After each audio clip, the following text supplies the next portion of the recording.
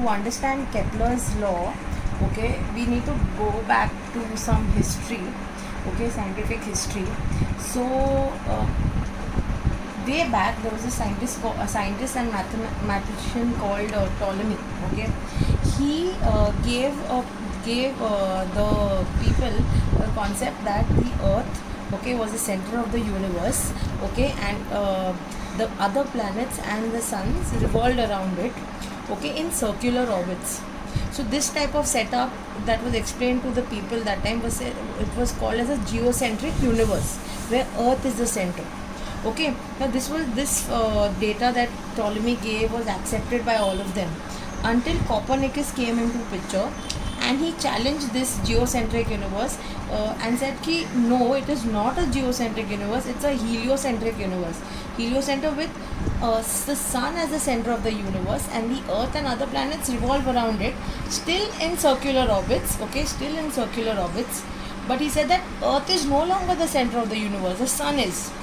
Okay, but the problem was that as soon as he bought this concept, okay, he told the other scientists, he was jailed because he couldn't prove why sun is the center until or unless Galileo came to his rescue, okay, and he explained ki the sun is actually the center of the universe.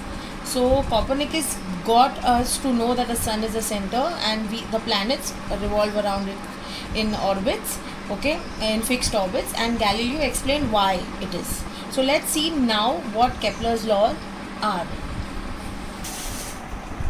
So Kepler's first law, okay, says that the planets move around the sun, okay, in an elliptical orbit, okay. What we need to know is, before Kepler there was a scientist called Tycho Brahe.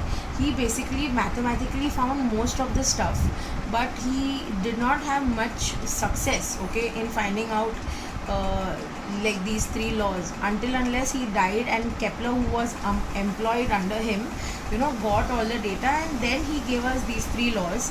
And the first law states that the sun, okay, is at one foci of an ellipse, okay, and the planet Earth moves, or the other planets move around them, okay, it moves around it. Now what exactly are these foci? So you need to know that in maths we have a figure called an ellipse, okay. An ellipse is nothing but a circle that is outstretched, okay, and in a circle we have one center. In an ellipse we have two centers, and they are called foci, okay, focal points. So that is foci, this is focal point 1 and focal point 2, okay. So Kepler just explained that the whole path that the planet takes is like an ellipse, okay. He's moving in an elliptical orbit, and the sun is positioned at one foci, okay. This is all that we need to know for Kepler's first law.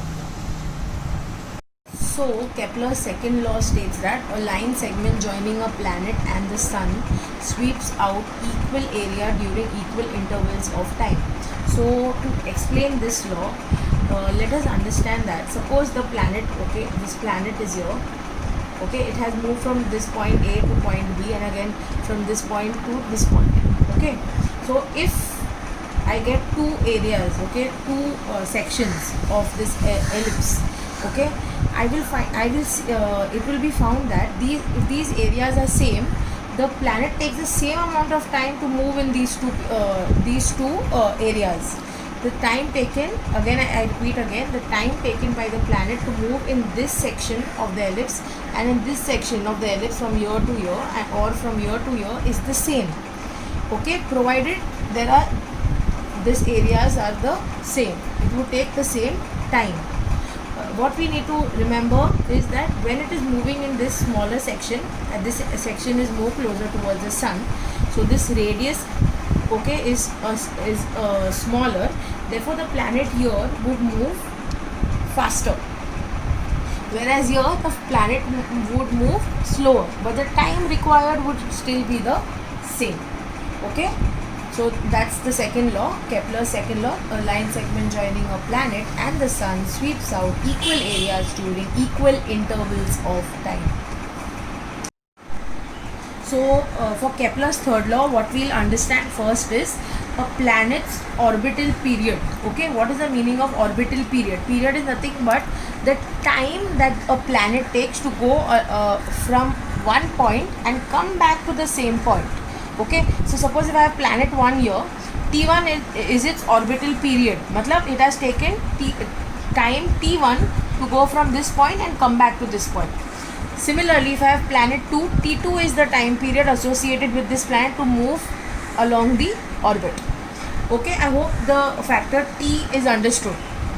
And another factor that you need to understand is this distance R, okay, is nothing but the distance between the sun to the planet. The distance between the sun to the planet. So Kepler's third law states that the square, if we take the square of the orbital period of any planet, it is always directly proportional to the cube of the semi-major axis of its orbit. That is, T square, the square of the orbital period, is proportional to the cube of its semi-major axis of its orbit.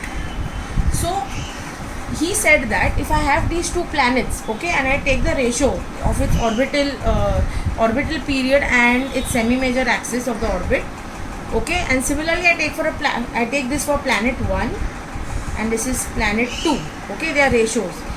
They will always be equal to one constant, okay, and the constant remains the same. Even if we increase this radius, this time period also increases, but the constant value will always remain the same. This is Kepler's third law, but he could not explain why it is constant, and that's when Isaac Newton came into the picture and helped us understand why it is a constant and what is the value.